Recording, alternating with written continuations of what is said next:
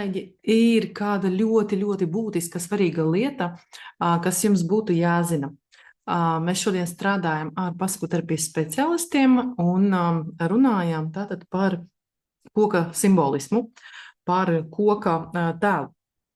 Un tātad atlidoja jautājums, vai pirmsskolas vecumā bērnam obligāti jāzīmē koks ar saknēm? Jo tad, kad viņš zīmē koku bez saknēm, tikai stumbru un lapotni, tad skolotāji uz to skatās, audzinātājas uz to skatās ļoti aizdomīgi. Mīļās kolēģis, nē, bērnam nav jāzīmē koks ar saknēm. Un tas, ka viņš neuzzīmē saknes, nenozīmē, ka viņš ir emocionāli vai psihiski nestabils. Nē, absolūts fufelis. Sakņu neesamība zīmējumā nestāsta par to, ka bērnam ir kaut kāda nestabilitātes pazīme. Pirmskolas vecumā bērni attēlo galvenokārt to, ko viņi redz dabā, to, ko viņi atpazīst. Stumbru, vainagu, lapas, augļus, putniņus.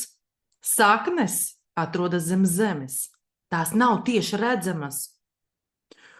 Kā lai bērns uzzīmē to, ko viņš nav redzējis realitātē?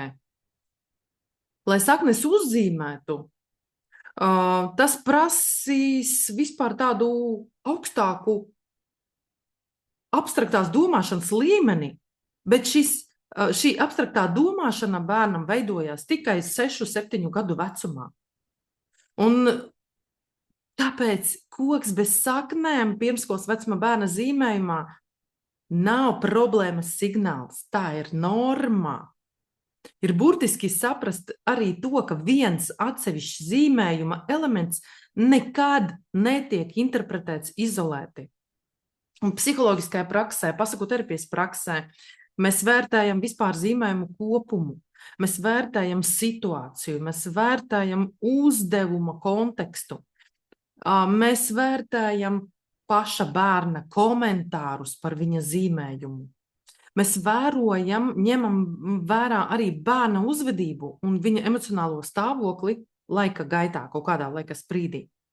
Un tāpēc šī pieeja nav sakņu, tātad kaut kas ar bērnu nav kārtībā, ir metodoloģiski nepareizā. Un tas vien parāda to, cik audzinātājas virspusēji izprot projektīvās metodes, cik ļoti audzinātājs pieķerās kaut kādiem novecojušiem metodiskajiem materiāliem. Un ka vispār audzinātāji nekorekti izmanto psiholoģiskos testus pedagoģiskajā darbā. Atcerieties, ka pedagogs, skolotājs, audzinātājs nedrīkst, viņam nav tiesību izdarīt psiholoģiskus secinājumus, ja nav veikta pilnvērtīga psiholoģiska izvērtēšana. Un proti, ja nav attiecīgās profesionālās kvalifikācijas.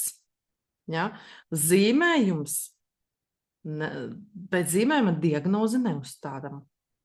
Esiet ļoti uzmanīgas, lūdzu. Ja? Izdarīt šādus secinājumus ir profesionāli nekorekti. Prasīt no bērna pilnu koka ainu, ja viņš to nav redzējis, ja par saknēm viņam netika stāstīts, netika rādīts, kā lai viņš to zinās? Kā lai viņš to ieliks zīmējumā? Nu, lūk. Domājam, ko daram, un nepadaram mūsu bērnus par slimiem. Lūdzu.